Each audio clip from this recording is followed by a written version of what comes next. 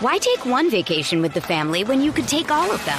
With Royal Caribbean, you don't just go to the beach. You visit a private island and race down the tallest water slide in North America. You don't just go for a road trip. You ATV and zip line through the jungle. You don't just go somewhere new. You rappel down waterfalls and discover ancient temples.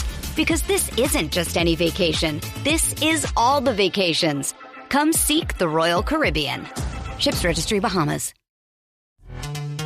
This episode is brought to you by Pepsi Wild Cherry. Pepsi Wild Cherry is bursting with delicious cherry flavor and a sweet, crisp taste that gives you more to go wild for. Getting wild may look different these days, but whether it's opting for a solo Friday binge watch or a big night out, everyone can indulge in their wild side with Pepsi Wild Cherry. Also available in Zero Sugar.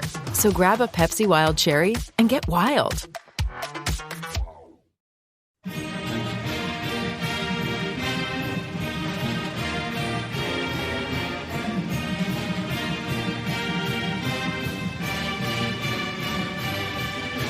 Duke fans, welcome to episode 573 of the DBR podcast, the Duke Basketball Roundup. I'm Jason Evans.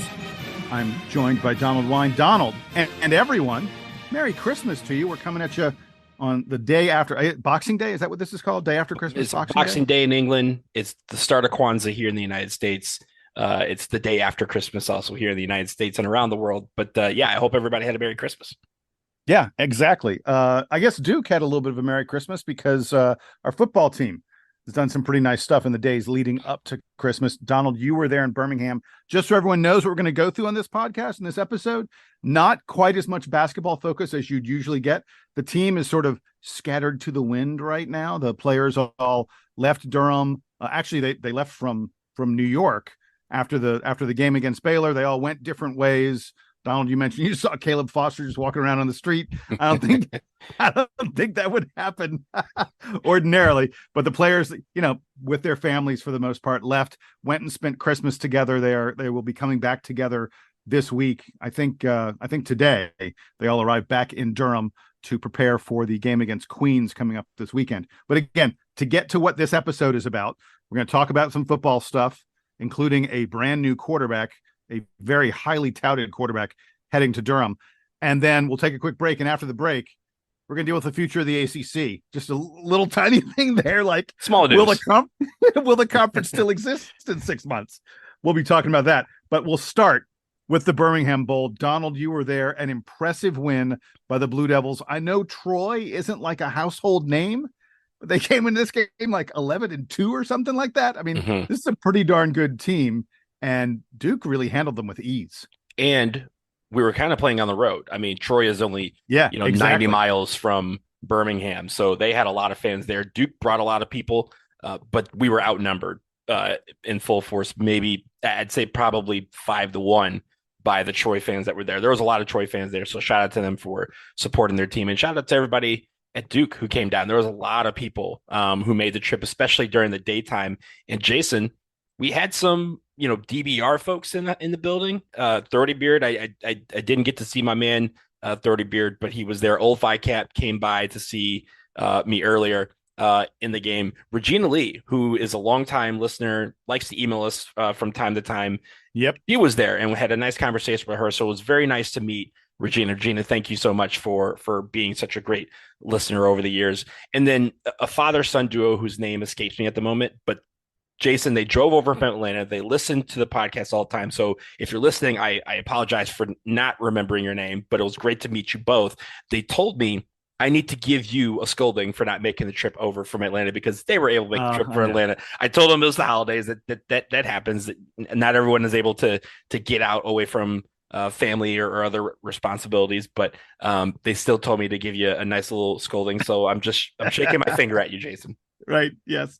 No, I deserve it. I should have tried to make it, but it was, like you say, it was a family time, and the notion that I would even just a couple hours and then the game and then a couple hours back. If I tried to sell that to my wife, I would have gotten some stink eye.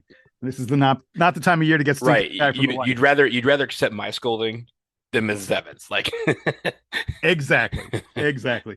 All right, let's get to the game really quickly Mhm. because, as I said, Duke wins this contest 17-10. I don't know that it was as close as 17-10.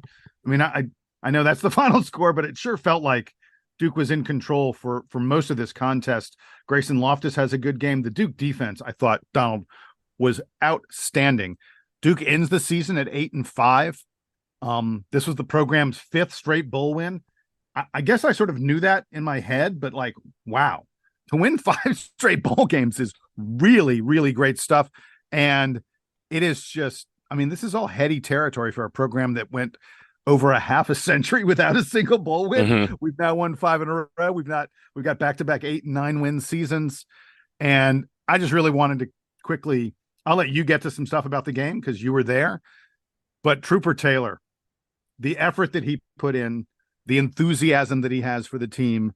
I know he's going to follow. Unfortunately, he's following Mike Elko to Texas A&M. Trooper Taylor apparently will not be back at Duke, and I'm really bummed about that because I thought that his post game news conference, whatever you want to call it, not I guess his speech, so to speak, to everyone who's there at the Birmingham Bowl, inspiring and positive. It's clear that these guys love playing for him. I just thought it was an outstanding effort by Duke, by the coaching staff. And last thing, sorry, I know I probably going to get to you. No, you're I just good. want You're to good. shout out Riley Leonard, Aeneas Peebles, Jordan Waters, and the other guys who have entered the transfer portal, picked destinations. They know for certain they will not be back at Duke, and they still kept working with their teammates. They still came to this game. They still, for the most part, not Riley Leonard because he's hurt, but the other guys played in this game, played really well. I mean, Jordan Waters was outstanding. Aeneas Peebles was putting pressure on him. These are guys who are headed off to Virginia Tech, Notre Dame, NC State, and other schools. They're getting nice NIL paydays. That's why they're leaving. But they still love the Duke program. They love their teammates. They love the coaching staff. It was great to see. Obviously, I'm incredibly sad to see these guys leave. And Duke's expectations for next season are completely different without them than they would be with them. But there are tons of programs where guys are just taking off, moving on to the next place.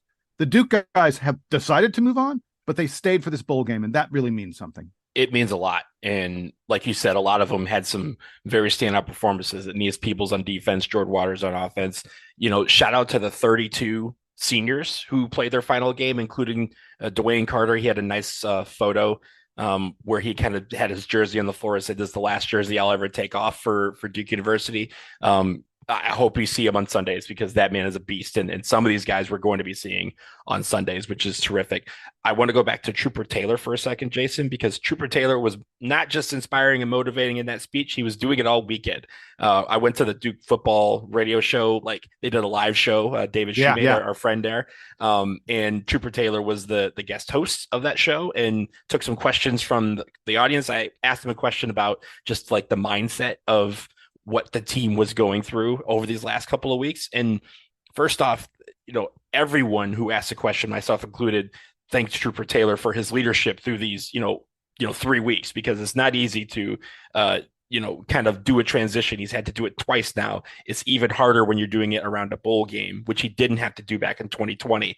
So this was the coming together of this team was incredible, but also everyone left that restaurant after the football show saying, "Man, I just want to run through a brick wall for this guy." And we can tell just in an hour how the players have been motivated and inspired by his leadership, and also the other rest of the coaching staff who stayed during the transition. Not all of them are sticking around for various reasons, but they're all there. And I think everyone used that as motivation to send out this group with a win in this final one. And you mentioned Grayson Loftus. I thought he responded very well to adversity. He had that early fumble in the game on the first possession.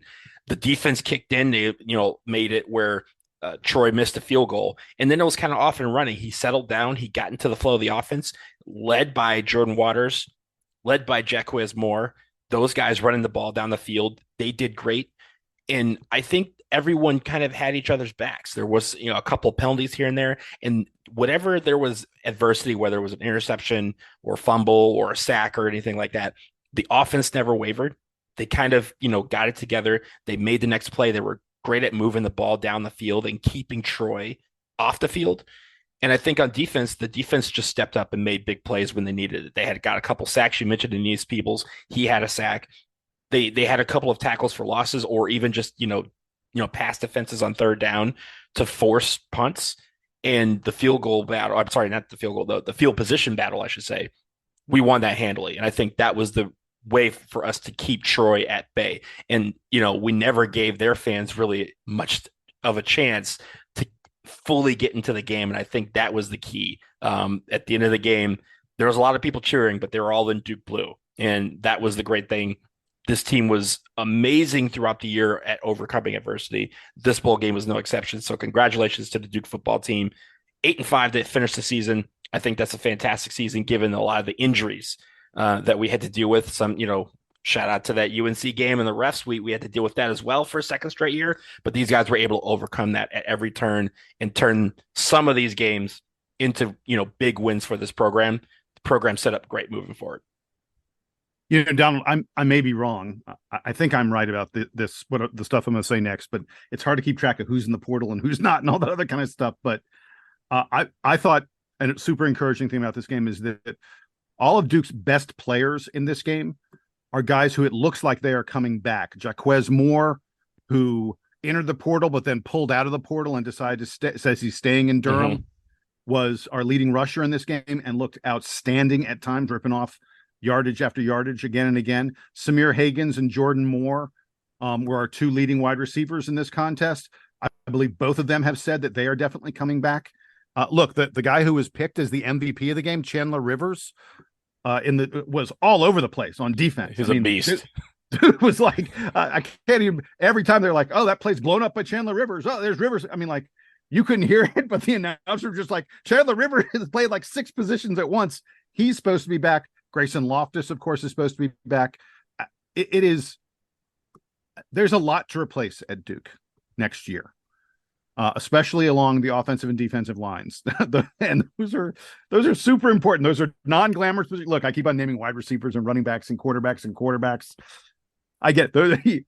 Those guys are the guys who are in the glamour positions, and the non-glamour positions are where you win and lose football games. I'm very aware of this, but I really do like the base that Duke has coming back. And I think, again, we're still waiting on all the details about the coaching staff and stuff like that. I think Tyler Santucci is going to be back as defensive coordinator. And the defense, Donald, was unquestionably the star of this bowl game. And frankly, the whole season. I mean, Duke had one of the elite defenses in all of college football. And a lot of that falls to Tyler Santucci. I thought, we don't know for sure, but man, if we get him back as defensive coordinator, I really like where Duke would be. Yeah, when it comes to defense, where there's only 2 or 3 games where we gave up more than 30 points. I mean, we had some games where we were holding teams under 10 points in that first part of the season. Especially, we were in the top 4 or 5 teams in all of college football when it came to scoring defense. This team was incredible on the defensive end, and like you said, I think the cupboard is not bare, but we are losing a lot of players, like a lot of really good players. Again, as I mentioned, 32 seniors. There's, a few of those guys that are transferring. And I think that when it comes to Manny Diaz and the staff, they've already been working hard at getting some of those guys back in. Of course, we have the recruiting class that, we signed most of those guys. I think we only had 1 or 2 that decommitted from that. So even that was a win. So we have guys coming in. We have guys ready to contribute, ready to step up. And in the absence of, I want to shout out, you mentioned the thankless jobs, right? The offensive line, I thought, did very well yesterday or on Saturday, given the fact that we were missing Graham Barton. Graham Barton, he was still hurt. I know he's declared for the NFL draft, and he should be drafted probably in the first round. This guy is going to be playing for an NFL team, and I hope it's my Lions. But I think when it comes to that, we had Graham Barton out of the game this year. Our offensive line struggled. They didn't struggle as much on Saturday, and it felt like they were ready to go and ready to understand that, hey, we need to take – it's not like a week-to-week thing where, hey, is he back, is he not? They knew he was out, so they knew that other guys need to step up, and step up they did. Hey, the last thing about the bowl game before we move on and talk about the quarterback who's on his way to Durham, I just love the – look, let's be clear. This is a meaningless game, The Whether Duke finishes 8-5 or 7-6 matters to some people, really, in the grand scheme of things. I'm not sure it matters that much. I just love the gambler mentality that you saw from by the way, from two interim coaches. Both Troy and Duke lost their head coaches. The Duke Mike Elko, of course, going to Texas A&M. The Troy coach is headed to Tulane. So there were interim coaches who will not be the head coach next year, who were coaching this game. Those guys were just like, yeah, I'm going to roll the dice. Yeah, hey, Duke scores a touchdown. Let's go for 2 with this crazy formation that had like 3 sets of guys in different places and stuff. They ended up doing a side hike to the tight end. I don't think I haven't seen that in football. That's like something you do at the playground. That was crazy. And then Troy must have had like at least 3 or 4 flea flicker, like, crazy, let's pass it to the quarterback kind of stuff. Just insane plays. It was kind of fun to watch. I can't believe there wasn't an onside kick. Come on, man. No onside kicks in this game. I was surprised. I think we didn't really give them a chance to. I think they, the fact is it was very late when they tried to score and come back, and we had the interception to seal it. So it was a wrap from there. But it's funny, Jason. These games are fun. I want to mention that, like I mentioned, Troy is not far from Birmingham. They're a couple hours away, and they had fireworks before the game, like the little pageantry. It was cool. During the game, there was nothing until Troy scored a touchdown. And then all of a sudden, all these fireworks shot off. And so all of us were like, oh, that's interesting. You guys didn't fire those off when we scored back in the first half. Maybe they're just for Troy.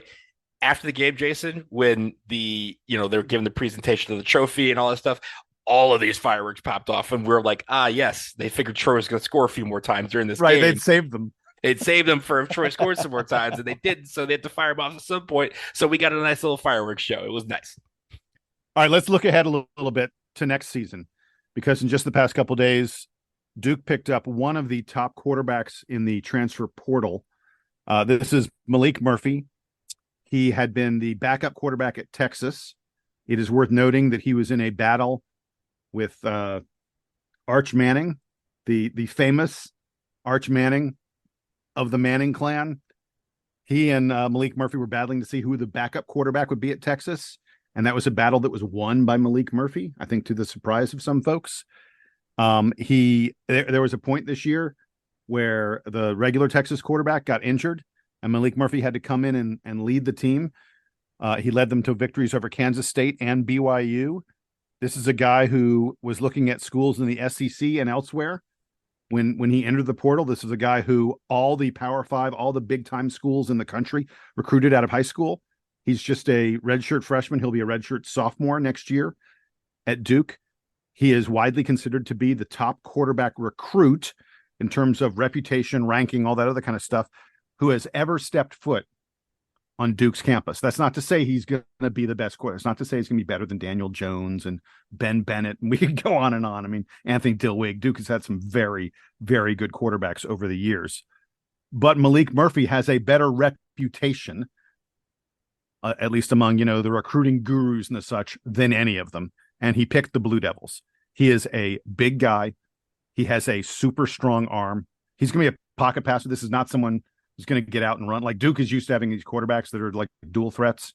Malik Murphy will not be a dual threat. I looked. He basically did not, he played 2 games for Texas, basically did not rush the ball a single time. And I'm really interested. Duke has not promised him the starting job. I mean, Grayson Loftus, I'm sure will try and, put up a fight there. But the expectation is that Malik Murphy is likely to win the starting job.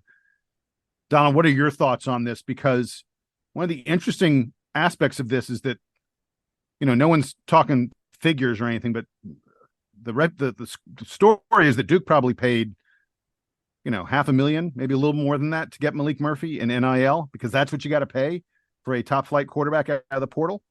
And, I'm glad to see Duke spending their resources on that because I think this guy it's going to be a really special one.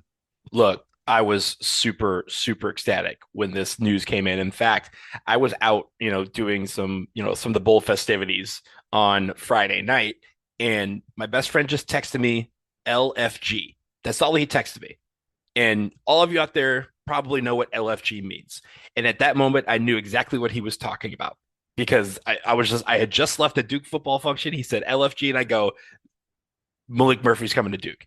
And this is exciting. This is very exciting news for Duke. Like you mentioned, he has an elite arm. That's the biggest thing about him. He has a crisp delivery. Like, he's not a guy that's going to, like, he has to avoid, improve his pocket awareness a little bit. And that's probably what he's going to work on in the offseason. But the way he gets the ball out, it goes out so quick. And it gets the ball downfield. He's able to throw the ball accurate, deep downfield. That's what's going to be most exciting about this. The one thing, Jason, you mentioned his size. He's 6'5", 235. Do you know who else is that size, Jason? Josh Allen. If he could develop to be a Josh Allen type of quarterback, I'm not saying to be that elite, but if he can be that simple type of guy, yeah, he's not going to run the ball. But there's going to be times where that 6'5", 235 frame and, 4th and 1, 4th and, 3rd and short conversions, goal line, jumbo packages, he should be able to reach out there and push his way into the end zone. That's something that they're going to develop as well here at Duke. You mentioned he's enrolling in January. He's going to compete for the starting job. And I think what's been talked about is the fact that he talked a lot with the incoming offensive coordinator, who is Jonathan Brewer. He was the former SMU quarterbacks coach, and Rhett Lashley was the offensive coordinator at Miami in 2020 and 2021 under Manny Diaz. So they're very understanding of what the offense is going to be, and I'm sure they sold him on what that offense was going to look like with him at under center. So I'm really excited about this. I'm excited about the competition. We've talked about how Grayson Loftus has improved throughout the season. When he was stepped in, he kind of threw it under duress as a true freshman and performed, very, very well under the circumstances. He is going to improve this in the offseason, and I'm looking forward to that quarterback competition. And Jason, the last time we had a quarterbacks competition, we got an elite wide receiver out of it too. Exactly. So I'm hoping something happens out of there. But I think the both of them, and also let's not forget Henry Beeland started a game for us as well this year. We have a lot of guys with quarterback experience in that room, and I think that's going to make for a better unit next year. But I'm so excited about Malik Murphy coming in, and hopefully he does well for us. Hey, I'm glad you talked about SMU offensive coordinator Jonathan Brewer coming over to Duke to be the new offensive coordinator at Duke, because I think one of the things that attracted Malik Murphy was playing with Brewer, who really designed an elite offense, especially an elite passing offense at SMU this past year. They averaged better than 40 points per game, better, like almost 300 yards passing per game, almost 3 touchdowns per game passing. So I think that Malik Murphy saw some of what, Manny Diaz's crew had put together elsewhere, and he wanted to be a part of that. That's something to definitely be excited about, a elite passing attack. And as I mentioned earlier, Samir Hagans, Jordan Moore, both expected to be back next year, 2 top flight wide receivers. We will be missing Jalen Calhoun, no question about it. But Malik Murphy's going to have targets. Jason, you're not the only one that's excited about the potential for 40 points a game. I'm excited about that too. I know you're excited about that. Everyone should be excited if we're talking about airing the ball out and getting downfield quickly in a hurry and scoring a lot of points. Last thing I want to mention really quickly about all this is that, it is great that Duke apparently found donors, whatever it may be, however they found the NIL dollars to entice Malik Murphy to come to Durham. It is worth noting that, I mentioned Aeneas Peebles and Jordan Waters, who both are leaving Duke to go to Virginia Tech and NC State, because both those schools have more robust NIL programs for those guys than we do at Duke. It's unfortunate. Duke sort of has to allocate our resources in ways that don't allow everybody to get maybe what they can elsewhere. And that's a real pity, but it is a very good sign that we were able to allocate our resources in such a way to bring in a guy like Malik Murphy. This is a sign of Duke being able to compete with the big boys. We got Malik Murphy. South Carolina really wanted this guy. There are plenty of programs. Oregon State have a lot of resources and programs where football is king, where they wanted this guy. And the fact that Duke got him is really good, even though I'm sad that we don't have the NIL resources to maybe keep all our guys.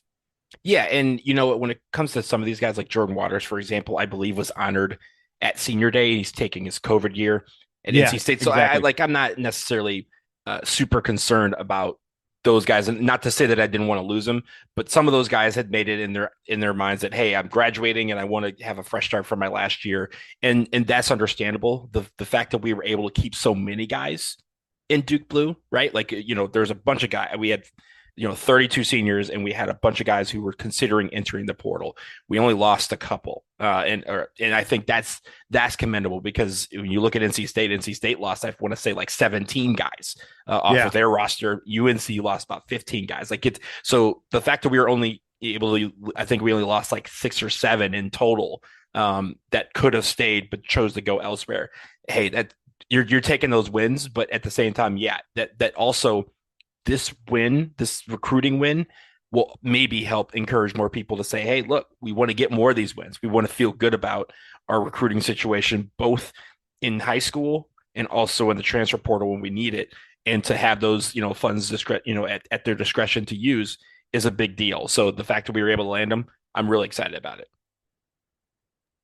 All right, with that, we're going to take a quick break. On the other side, it's not technically about football, but it's kind of about football. Florida State is trying to get out of the ACC.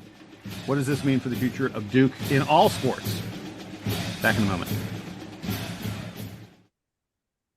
Why take one vacation with the family when you could take all of them? With Royal Caribbean, you don't just go to the beach. You visit a private island and race down the tallest water slide in North America. You don't just go for a road trip. You ATV and zip line through the jungle. You don't just go somewhere new. You rappel down waterfalls and discover ancient temples. Because this isn't just any vacation. This is all the vacations. Come seek the Royal Caribbean. Ships Registry, Bahamas.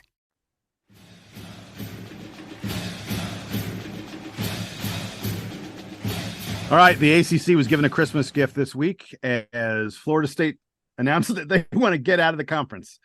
That's coal. That's coal, Jason. We don't like coal. Exactly. It was a lump of coal. Actually, I guess technically the ACC sued Florida State before Florida State sued the ACC. They did. It was all a matter of timing. I think that was I know for certain that's because Florida State had already told the ACC, hey, this lawsuit is coming. Donald, you're a lawyer. Tell me a little bit. You've read the complaints. Tell me what Florida State and the ACC are saying about each other at this moment of there's no other way to say it, an existential crisis for the conference. Yeah, so there's going to be some legalese talk, so bear with me for just a minute, but just keep in mind. Wait, I just want to be clear. What rate are we billing at for this? Oh, it's dbrpodcast@gmail.com, or you could go to homefield.com, spend some money on some home field stuff. That'll be a nice little retainer for you, for at least for now, there we go. For this episode. But here's the deal. There's two, as you mentioned, Jason, there's 2 lawsuits that are being filed. The first one actually was filed on Thursday. And as you mentioned, that was the ACC kind of preempting what they knew was coming, the FSU complaint that came down on Friday. Now, I'm going to focus first on the FSU complaint, which was filed in Leon County, Florida. That's where Tallahassee is located. The reason why they did that, obviously, is something we call venue selection, venue shopping. You want to go to the court that you think is going to be the most favorable towards your lawsuit. And of course, Florida State saying, hey, look, we're in Florida. We're a Florida entity. We're a Florida university. We want to do this in Florida because we feel that we're going to get a much better ruling if we go to our home court here in Tallahassee. So at the same time, the ACC located in Charlotte. So they filed in Charlotte, in Mecklenburg County, North Carolina, because they said, hey, this is the ACC. We're located here. Everybody has jurisdiction here because the conference is located here. So those are the 2 various lawsuits that we have. Let's focus first. Answer a question for me really quick. Seeing as this contract involves parties in multiple states, how is this? Shouldn't this be in federal court? So that's a great question. I think it can be in federal court, but at the same time, since this document, I'll get to that in the ACC part, since this document was signed in North Carolina, they're saying that North Carolina law is holding in that particular contract. Whereas Florida State is saying, hey, we are a resident of Florida, and the ACC, by being our conference, is also a member of Florida. And so Florida law is holding. So they're basically claiming 2 different laws are holding in this situation, and it's up to the courts to kind of figure it out. But Jason, what this does set up for is if there are 2 separate rulings, right? If FSU gets a ruling one way, ACC gets one in the other, then this will tie up into federal court, because then there's going to be what we call cross jurisdiction between state lines. We're going to have a federal case out of it where this probably is joined, but that's a little bit further down the road. Let's focus first on the FSU lawsuit. They are targeting both the grant of rights contract and what they call a prohibitive exit fee. They're saying also that by bringing in Stanford, Cal, and SMU, they're saying that hurt the conference and FSU financially. So they're also claiming financial mismanagement because they are not considered, quote, tier one football programs from a media perspective. They compared them to that of Oregon State, who FSU believes is a tier one media program. And they said, hey, if we had gotten Oregon State, we would have been in a better financial position and brought more money into the conference and thus to Florida State. So they're claiming that the grant of rights deal that the ACC put together, first of all, is a contract made in bad faith, and that the conference performed this fiduciary mismanagement by locking them into the deal through 2036. They claim that the ACC duped its members into extending through 2036 on the grounds that it was a precondition for that big ESPN contract that we got back in 2016 that's been extended, a couple of times as we've added some members. And they're saying that should not have been the case, and that the grant of rights deal was kind of made to kind of say, oh, no, we have to do this, when in actuality, they didn't. Jason, I know you've mentioned this on the DBR forums, but I'll mention it here. FSU has estimated that the current cost to withdraw from the conference would total $572 million. That is the exit fee plus all the grant of rights that they would have to forego through 2036. Now, by the way, mm-hmm. I calculated this. Yeah, I want credit, man. I had said it was more than $500 million like 3 or 4 months ago when people first started talking about this, and people were like, "Really, really?" And I was like, "I think I'm just looking at the numbers and stuff. Looks to me like it's like $500 million." Yeah, I do want to point out though that as outrageous as that may sound, we're talking about a decade plus of media rights. Mm-hmm. Like if you think about it over the course of the entire term of it, it's not that crazy a number. Right, especially considering that I think the SEC is getting $1 billion a year from their TV deals. So it's not this is quote peanuts, and that's kind of what Florida State is alleging, that this is quote peanuts. When to you and I, $572 million, I'll take that, and I'll take that in a second. Now, when Maryland withdrew from the conference in 2014 to move to the Big Ten, that penalty was $52.3 million. So FSU is kind of saying like, hey, this is cost prohibitive and it's punitive. It's not to compensate other people for the fact of losing us. It's to punish us for leaving. So that is the main gist of the FSU complaint. Also, Jason, if they get their complaint, they are actually alleging that they are allowed to leave the conference effective August 14th of this year without paying anything. So this is something where they're not saying, hey, we want to pay a small little fee. They're saying we want to pay $0, and that the money that they have cost us is enough for us to leave the conference. Now, let's shift secondly to the ACC complaint. The ACC's main argument is, hey, FSU signed the contract. They can't get out of the contract they signed just because they think it's a bad deal now, especially since the ACC claims that the school has received hundreds of millions of dollars in the decades since the contract was first signed. So it can't be a bad deal now just because they did make the college football playoff and after it's proven to be lucrative to them. They've already gotten, a couple $100 million out of this deal. Now, they're saying, and Jason, a lot of people out there have not seen the grant of rights deal because it was on lockdown at the ACC conference office, and the only way that people had to see this was to go to the office. They couldn't copy it, they couldn't remove it, they could just look at it. So a lot of lawyers this totally cracks me up. The fact that this thing is held under lock and key, like this is like something out of a movie or something like that. Like I have to steal it or something. Not anymore. There ain't no National Treasure movie that you can cancel that movie script that you were writing, because it is in the contract. It is in the complaint here, because they have to, present it as evidence of, hey, this is something that they signed. And ladies and gentlemen, Florida State signed it. Florida State signed the 2013 deal, the original grant of rights deal. They signed a 2016 extension. Both were signed by the current presidents of the university at that time. And the ACC is also saying that because the contracts were signed in North Carolina, and that Florida State signed before the ACC commissioner did in the state of North Carolina. Again, they had to travel to Charlotte or to Greensboro at the time to make this happen. then North Carolina law would hold here. And so they're basically saying that FSU didn't have a problem with the deals when they were signed. They didn't bring up any concerns back then. They haven't brought up any concerns until now. And I say now, but really over the last year. So they can't get out of the deal just because they simply feel like they're not getting more money out of it. Now, the one thing, Jason, that this case is going to maybe draw from is the Pac-12. I mean, if you look at the Pac-12, as we've talked about, the Pac-12 is going from 12 to 2. And the exiting members of the Pac-12 have sued multiple times to get out of those exit fees that they are owed to the remaining two schools, Oregon State and Washington State. They have lost every single lawsuit.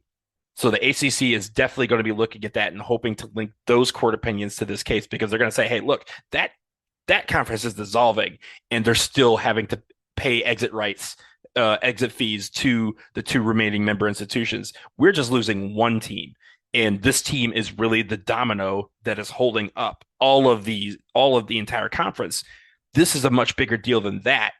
And they are still having to pay their exit fees. Why can't Florida State do the same, especially since they have signed not one, but two contracts? But Jason, just to finish this out, this is how you go. This is Keep how going, man. This is how petty this has become, right? And think about this from a perspective of the college football playoff.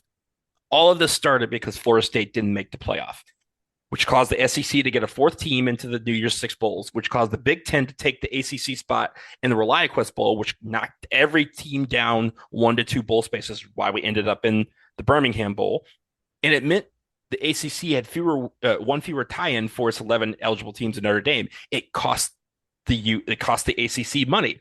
And the biggest part of it is that the College Football Playoff Committee this year was led by Boo Corrigan, the NC State athletic director, whose team conveniently was guaranteed one of the top bowl tie-ins because of this, and whose team could potentially leave if Florida State does, which also benefits them financially. So this is a whole convoluted situation here where Florida State is feeling petty. Florida State has obviously wanted to leave for quite a while. This is not the first time we've heard of people trying to get out of the grant of rights deal, but this is the first time that we've really seen someone put teeth to that in the form of a lawsuit.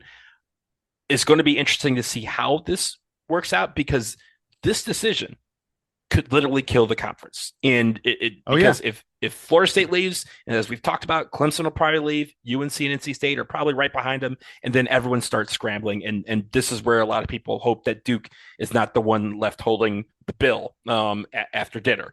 So I think at the end of the day, people need to pay attention to both of these lawsuits, not just the one that Florida State filed, but the one that the ACC filed, because if those come out in different directions, then we're going to see an extension of this. If they come out one way or the other, then hey, this conference could change in a very big way very, very quickly. So I've got a couple quick comments on all this stuff because you covered it very completely.